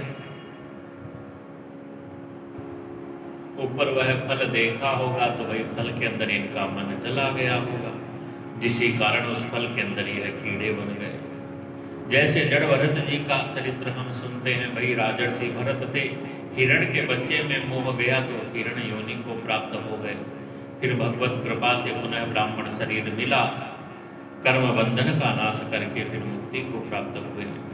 तो ऐसे ही यह खोजी जी के जो गुरु जी थे, खोजी जी ने उनको खोजा कि भाई गुरुजी कहाँ गए। गुरुजी भगवत धाम को प्राप्त होंगे तब घंटा बजेगा, तो गुरुजी भगवत धाम को तो पहुंचे नहीं, तो कहाँ उनका मन अटका? तो उस फल के अंदर अटका मन। भाई फल पर दृष्टि गई तो मन में आया कि भाई ऐसा सुंदर फल भगवान के भोग लगाऊं। तो इस निमित्त उस फल के अंदर इनका मन अटक गया। ऐसे खोजी जी महाराज का चरित्र है, इनकी भी परंपरा है, द्वाराचार्य यह हुए। भगवान के परम अद्भुत भक्त राका और बांका की कथा आती है। धार्मिक दंपत्ति है दोनों, जो पति है उनका नाम राका है, जो पत्नी है उनका नाम बांका हुआ। कुछ नहीं इनको चाहिए, जंगल में जाते हैं, सूखी लकड़ियां इकट्ठी करके लाते हैं, उन्हें ही बाजार के अंदर बेच करके जो कुछ प्राप्त होता है उससे संत सेवा अपने जीवन का निर्वाह करते हैं। एक बार ऐसे ही प्रसंगवश नामदेव जी महाराज ने भगवान से कहा, देखो आपके भक्त कितना दुख पाते हैं। भगवान ने कहा, भाई मेरे भक्त होते ही ऐसे हैं, यह कुछ लेना ही नहीं चाहते तो मैं क्या करूं? मैं तो नहीं चाहता मेरे भक्त दुख पाएं, लेकिन यह कुछ लेना ही नहीं चाहते तो मैं क्या करूं? मैं कैसे इनके दुख का नाश करूं? मेरी तो मति, मेरी बुद्धि इनसे हार गई है, कुछ लेते ही नहीं। चलो तुम ही देख लो ना। कहते हैं नदी में स्नान करके आ रहे थे तो भगवान ने मार्ग के अंदर धन से भरे हुए और घड़े मार्ग में तो ऊपर से थोड़ा थोड़ा दिख रहा था, रख दिए। जो पति था वह आगे आगे आ रहा था, जो पत्नी थी वह पीछे पीछे आ रही थी। पति राका जी आगे आगे आ रहे थे। मार्ग में जैसे ही धन के ऊपर वह दृष्टि पड़ी, विचार किया भाई स्त्री है, कहीं इसका मन न चल जाए इस धन के ऊपर। ऐसा सोच करके उस धन के ऊपर और मिट्टी डालने लगे। पीछे पीछे पत्नी आ रही थी, उसने देखा जब तक इन्होंने मिट्टी डाल दी थी पूरी। पूछा, अरे यार आप यहाँ झुक करके और यह क्या कर रहे हैं, कहाँ मिट्टी डाल रहे हैं? तो इन्होंने सारी बात बता दी। इनकी पत्नी कहती है, वाह, आपके मन में अभी भी धन का ज्ञान बना हुआ है कि यह धन होता है या ऐसा धन होता है। तब राका कहता है, देखो मैंने तो जाना कि भाई मैं ही भक्त हूं, लेकिन तू तो मेरे से भी बड़ी और बांका निकली। कहते हैं श्रेष्ठ को कहते हैं। तो यह राका और वह बांका इस नाम से फिर प्रसिद्ध हुए। नामदेव जी महाराज ने भगवान से कहा, भाई धन नहीं लेते तो कोई बात नहीं, इनकी जीवनचर्या है, उस जीवनचर्या में कुछ सहयोग कर दो। जंगल से लकड़ियां इकट्ठी करके लाते हैं तो लकड़ी इकट्ठी करके रख दिया करो। इकट्ठी हुई लकड़ियां ले जाएंगे तो भक्ति करने को टाइम ज्यादा मिलेगा, परिश्रम इनको नहीं होगा। तो वही भगवान ने ऐसा ही किया। जब यह लकड़ियां इकट्ठी करने जंगल में जा रहे थे तो भगवान ने पहले से ही लकड़ियों के ढेर बना करके रख दिए। इन्होंने लकड़ियों के ढेर देखे तो उनकी तरफ इनका ध्यान नहीं गया। यह तो अलग ही जो लकड़ियां बिखरी हुई थी उन्हें इकट्ठी करने लगे। कहते हैं कि जहां दो लकड़ी भी एक साथ रखी है उनको भी नहीं लेते। यह सोचते भाई पता नहीं किसने अपने लिए इकट्ठी कर रखी। दो लकड़ियां भी जहां इकट्ठी हो उनको भी नहीं उठाते थे। एक एक लकड़ियां जहां पर हो तो उन्हें ही सूखी लकड़ियों को एकत्रित करके और अपना गट्ठर बना करके लाते। इस प्रकार का इनका बड़ा सुंदर यह व्यवहार देख करके भगवान इनके सामने आते हैं। कहते हैं, अरे तुम अपना हाथ छोड़ दो, कुछ तो ले लो। दोनों भक्त दंपति कहते हैं, हे प्रभु, जो आपसे कुछ चाहना कर ले वह प्राणी आपका भक्त काहे का? अरे हम इन नामदेव जी जैसे थोड़ी हैं। ऐसा और उन्होंने भक्तों ने कह दिया। नामदेव जी भी बड़े लज्जित से हुए। प्रभु की आज्ञा मान करके एक एक वस्त्र उन्होंने प्रभु से कृपा प्रसाद के रूप में लिए। ऐसे निष्काम भक्त हुए हैं। जाहिए न कछु कबहूं, तुम सन सहज स्नेह बसहु निरंतर तासु और जोरावर निज गे।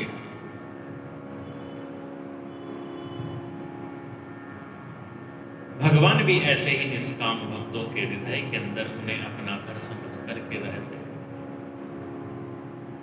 तुम संग सहज स्नेह होता है जिनका भगवान के प्रति निष्काम स्नेह होता है। पर अर्थ परायण भक्त ये कामधेनु कलयुग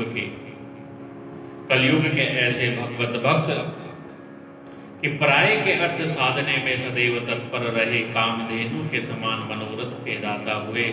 ऐसे भक्तों का अब वर्णन नाभादास जी महाराज ने किया। पर अर्थ परायण ये भक्त दूसरे की विपदा जो हुई, दूसरे की विपत्ति जो हुई,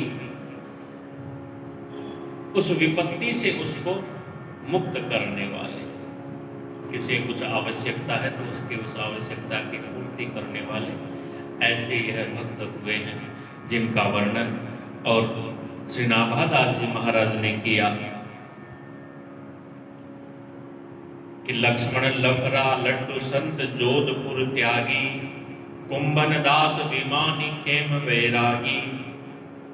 अनेक भक्तों का इसमें भी वर्णन है जिनमें लड्डू भक्त जी का चरित्र पहले आ गया, जिनके लिए और देवी माता प्रकट हो गई थी।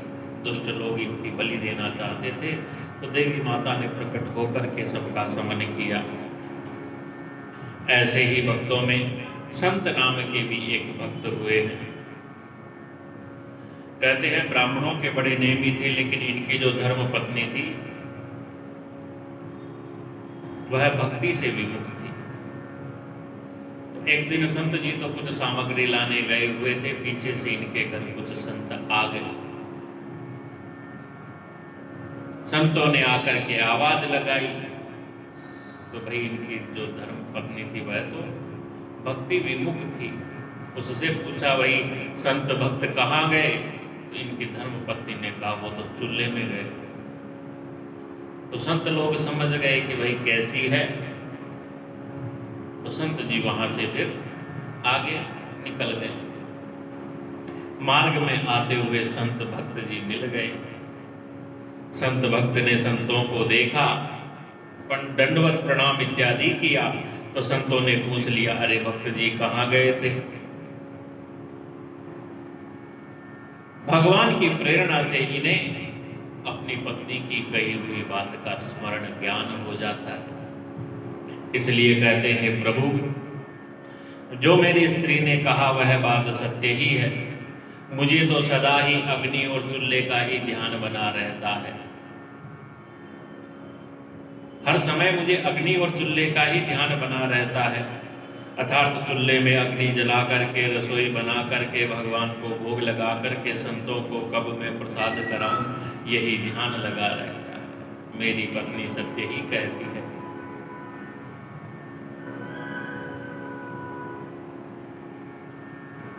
संतों को तो बड़ा आश्चर्य हुआ, भाई उसने वहां कहा, इनको कैसे पता चला?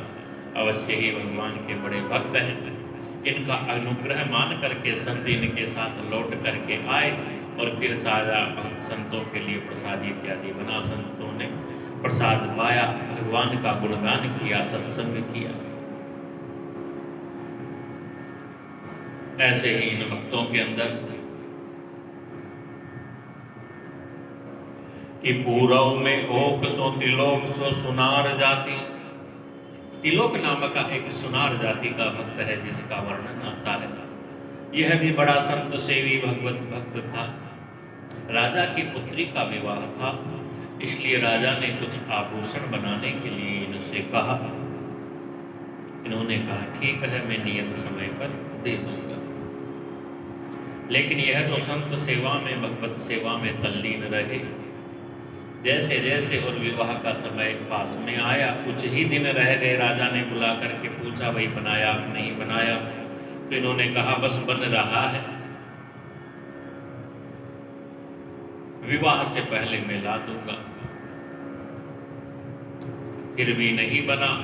तो अब जिस दिन विवाह था उस दिन तक नहीं बना, तो राजा के डर से भयभीत होकर के जंगल में जाकर के छिप गए।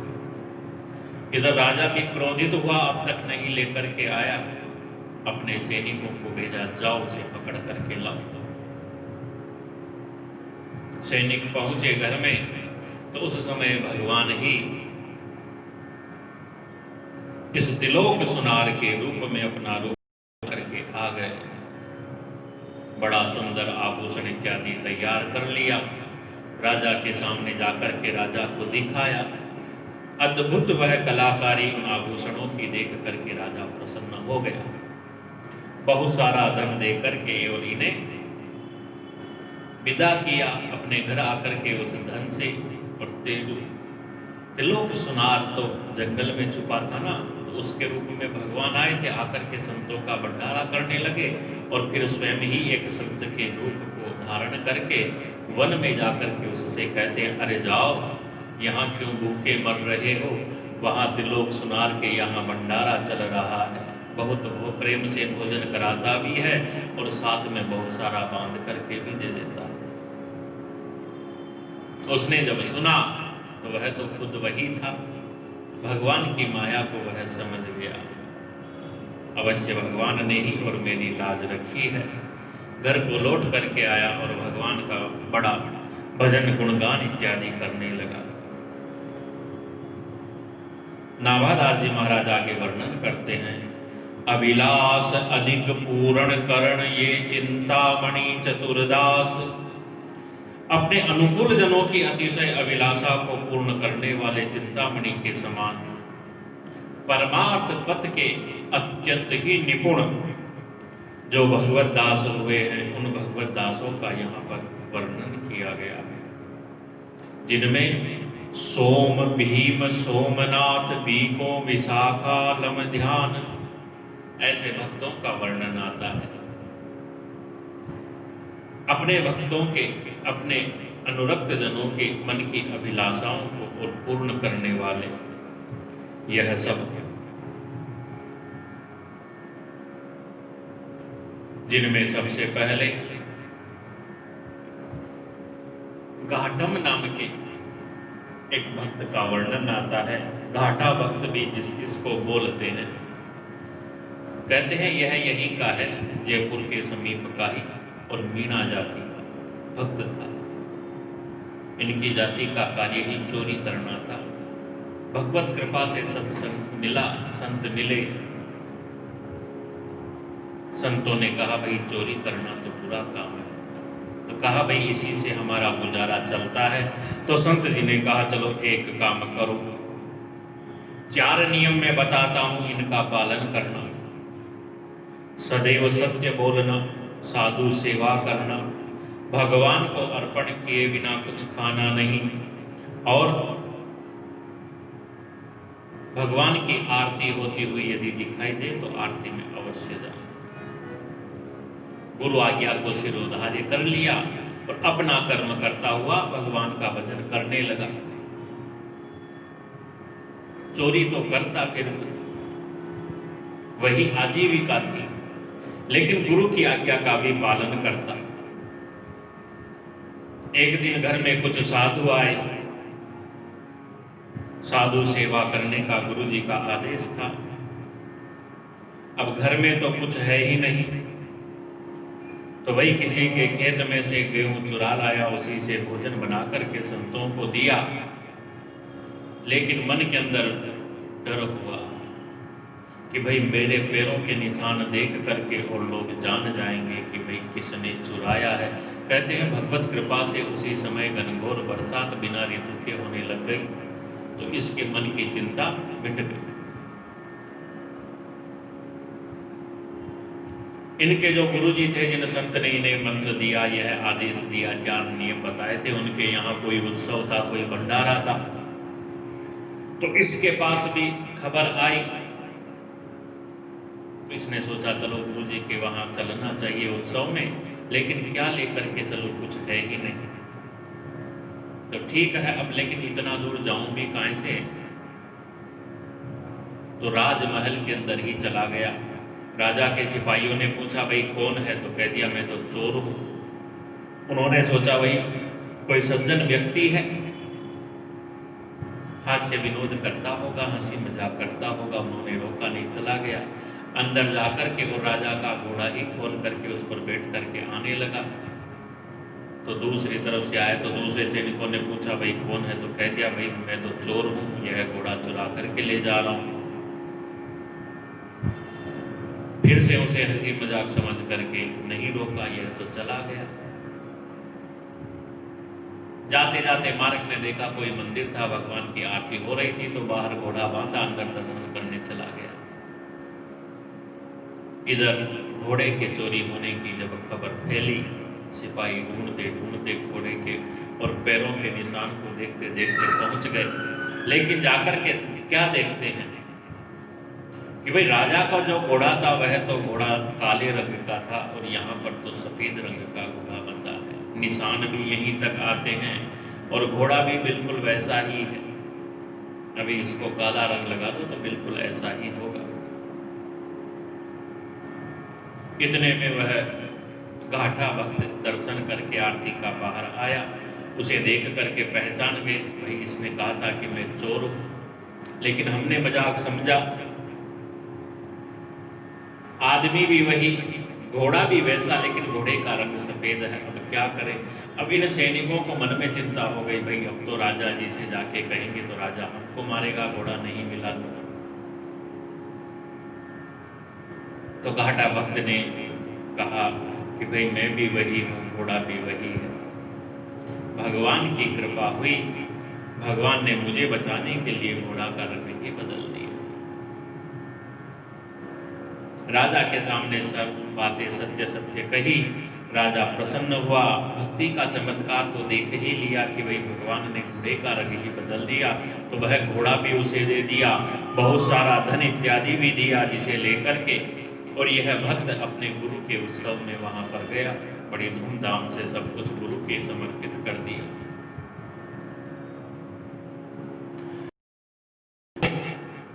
इन सब भक्तों का वर्णन किया, जैसे वृंदावन के भक्तों का वर्णन आता है, तो उसी प्रकार से कि बद्रीनाथ उड़ीसे द्वारिका सेवक सब हरि भजन पर।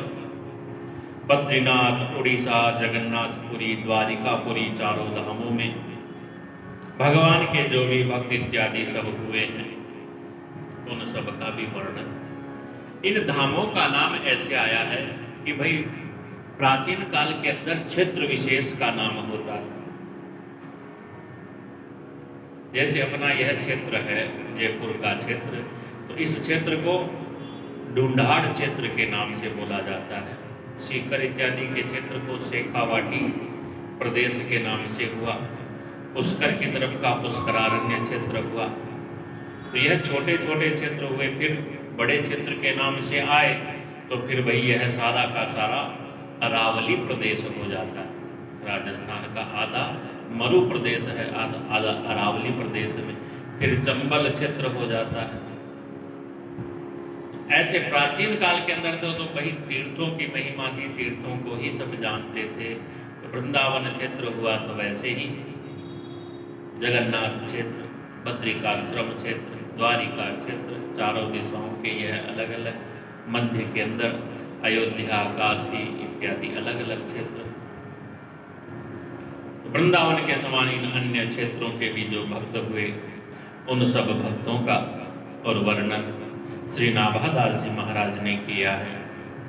इनमें कुछ कुछ भक्त ऐसे हैं कि जिनका वर्णन नया है, और बाकी तो पहले भी आ चुका है आचार्यों की परंपरा में, उनके शिष्य प्रशिष्य इत्यादि की परंपरा में। तो वह सब वर्णन यहाँ पर किया गया है कि हरि सूजस प्रचुर कर जगत में ये कविजन अतिशय उदार।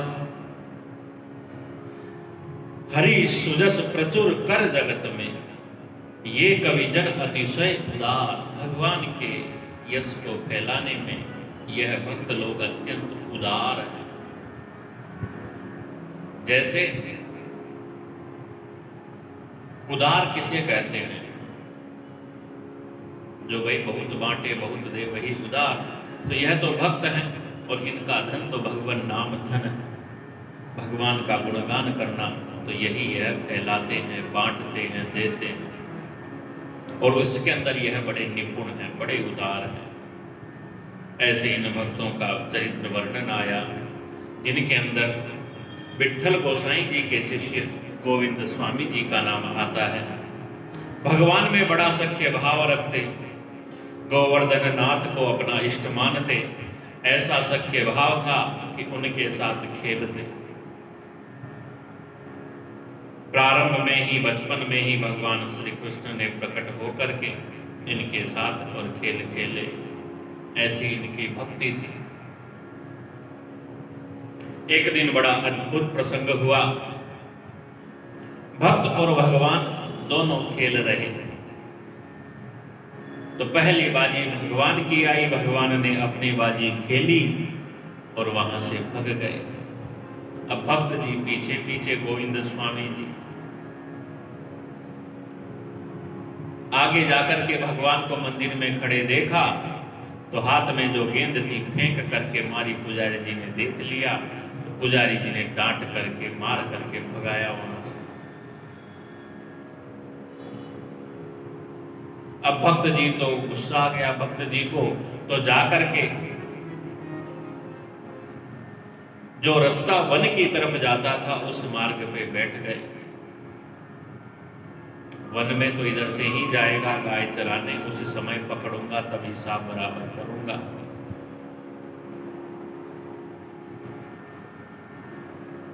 भगवान को चिंता होने लगी कि भाई अपना भक्त नाराज हो करके, गुस्सा हो करके जंगल में मार्ग रोक करके बैठा है। नियत समय पर पुजारी जी भोग का थाल लेकर के भगवान के सामने आए, भगवान प्रसाद पाए नहीं। तो पुजारी जी ने जाकर के फिर महाराज जी से कहा, गोसाई जी स्वयं आए। गोसाई जी ने आकर के भगवान से प्रार्थना की। भगवान ने कहा उसको मना करके बुला करके लाओ, तब प्रसाद पाएंगे। तो गए गोसाई जी, गोविंद स्वामी भक्त जी को मना करके ले करके आए, तब इन्होंने प्रसाद पाया। यह तो इनके बचपन की कथा थी। धीरे धीरे आगे इसी प्रकार से भगवान की लीलाओं में तल्लीन रहते, भक्ति में तल्लीन रहते। एक दिन की बात है, गोसाई जी भगवान के भोग का थाल लेकर के जा रहे थे, तो गोविंद स्वामी जी ने कहा पहले इधर लाओ, पहले हम पाएंगे। गोसाई जी को बड़ा आश्चर्य हुआ, भाई यह ऐसा क्यों कहता है। तो जाकर के पूछा, गोविंद स्वामी जी कहते हैं देखो, आप पहले इनके भोग लगा देते हो तो यह पहले पाकर के वन में चले जाते हैं, मुझे बाद में मिलता है, मैं बाद में प्रसाद पाकर के जब जाता हूं पीछे वन में, तो यह फिर मुझे मिलते ही नहीं। गोसाई जी को बड़ा आश्चर्य हुआ, बचपन के चमत्कार तो देखे हुए थे, जाने हुए थे, तो इसकी भक्ति के ऊपर विश्वास भी बड़ा था। जब ऐसी बात कही तो फिर कहते हैं गोसाई जी उसी दिन से भोग के 2 थाल तैयार करते, उधर भगवान के भोग लगता और इधर भगवान के भक्त जी पाते, और फिर दोनों साथ साथ वन में गोचारण इत्यादि लीलाओं के लिए जाते। ऐसे गोविंद स्वामी जी भक्त का वर्णन आता है। भगवान प्रेम से प्रकट हो जाते हैं।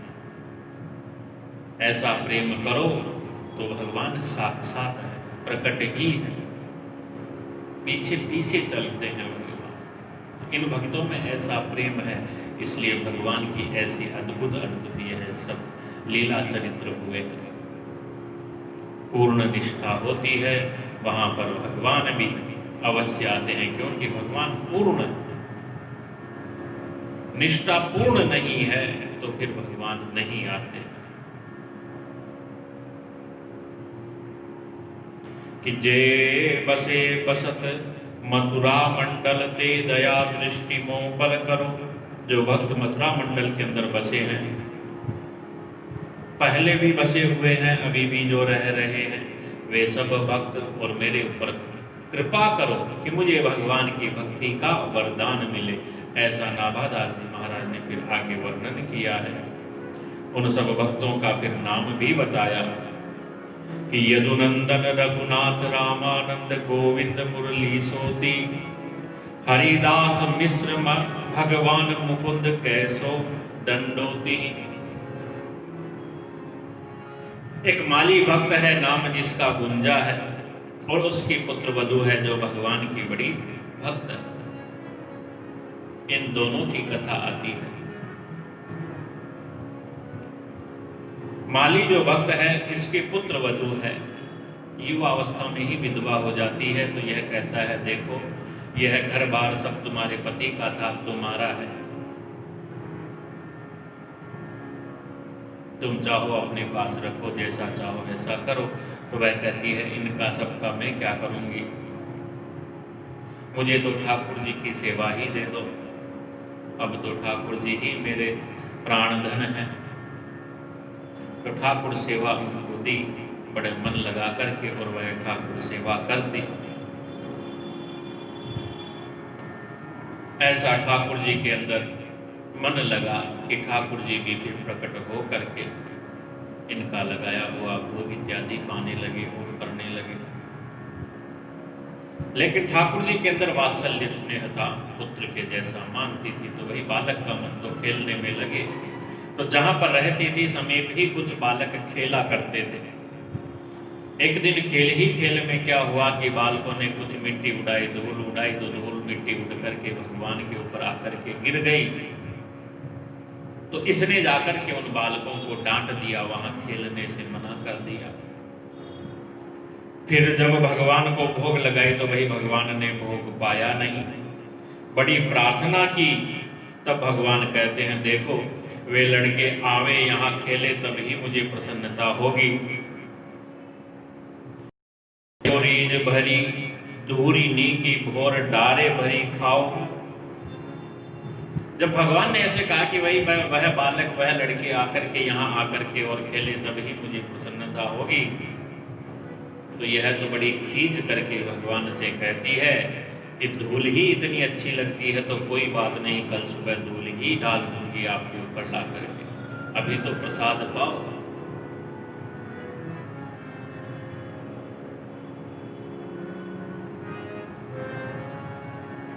यह भक्ति की जो गति होती है ना, उल्टी होती है, भक्ति की रीति उल्टी होती है। और भाई भक्तों के लिए तो भगवान ही सर्व कुछ है, उन्हीं से रीझते हैं तो उन्हीं पर खींचते हैं। अब खींचने के लिए कहां जाए। और भगवान भी ऐसे हैं जो सर्वसमर्थशाली है, लेकिन भक्तों की ऐसी पूर्ण निष्ठा के ऊपर भक्तों के अधीन हो जाते हैं। फिर तो भक्त जैसा कहे भगवान वैसे ही करते।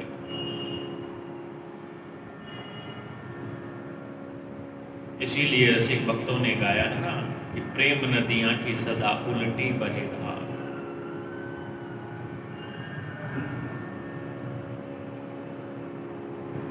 यह भक्ति की भी रीति ऐसी है, यहां सब कुछ उल्टा होता है।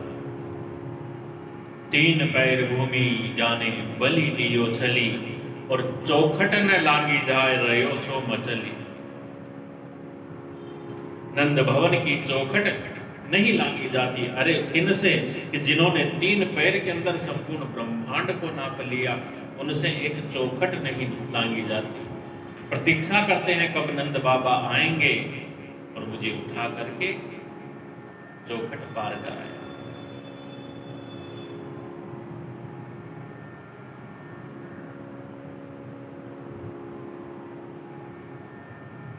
जिन्होंने खंभ को फाड़ दिया, ऐसे भगवान जब ऊखल के बंधे तो बड़ा भयभीत होकर के अपने नेत्रों से अश्रु लुढ़काने लगे, अश्रु गिराने लगे। तो भगवान की भक्ति की यह ऐसी महिमा है। इन भक्तों के इन चरित्रों का वर्णन श्री नाभादास जी महाराज ने बड़ा सुंदर किया, जिसे श्री प्रियादास जी महाराज ने फिर विस्तार पूर्वक बताया है। भक्तों में फिर आगे नाभादास जी महाराज वर्णन करते हैं कि कलयुग युवती जन भक्तराज महिमा सब जाने जगत। इस कलयुग के अंदर युवती जन भक्तिराज, भगवान की जो भक्ति करने वाली, भक्ति साम्राज्य को स्थापित करने वाली, भक्ति को ही अपना सर्वस्व मानने वाली, और जो भी युवती जन हुए हैं, ऐसी सब उन भक्ताओं का वर्णन हुआ है जिनमें सीता झाली सुमति शोभा प्रभुता उमावटी। सीता सहचरी जिनका वर्णन पूर्व में आया। झाली जो रैदास जी की शिष्या बनी। तो इन सब का वर्णन अधिकतर कुछ का पूर्व में भी आ चुका है, और जिनका नहीं आया उनका वर्णन आगे प्रियादास जी महाराज ने किया है। गंगा गौरी कुंवरी कुबीठा गोपाली गणेश दे रानी। ऐसी यह कलयुग की युवती जन भक्ति राज हुई कि महिमा सब जाने जगत, जिसकी महिमा सारा जगत जानता है, इनकी भक्ति की महिमा।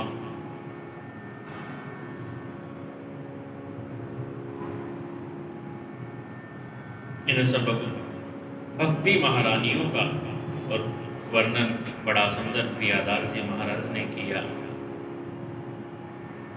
आगे कुछ भक्तों का वर्णन आता है, परम अनुपम अनूठे जो भक्त हुए हैं भगवान के, ऐसे भक्तों का वर्णन, जिनमें गोपाल भक्त जी का वर्णन है, एक लाखा भक्त का वर्णन आता है, जिसने भगवान की बड़ी अनुपम, इस मारवाड़ प्रदेश का ही लाखा भक्त हुआ है। और फिर नरसिंह मेहता का चरित्र भी आता है। तो भगवान के इन भक्तों के अद्भुत चरित्रों का भगवत कृपा से इसी प्रकार से और यह अवलोकन हम करेंगे। आज के इस मंगलमय प्रसंग को भगवान के मंगलमय चरणारविंदों में सबकी मंगल कामना के लिए समर्पित करते हुए भगवान नाम का कीर्तन कुछ क्षण करते हुए और प्रणाम करते हैं।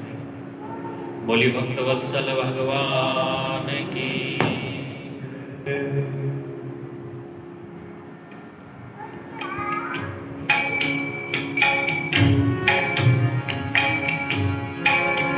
जय जय गोविंद गोविंद गोपाल, जय जय गोविंद गोविंद गोपाल, जय जय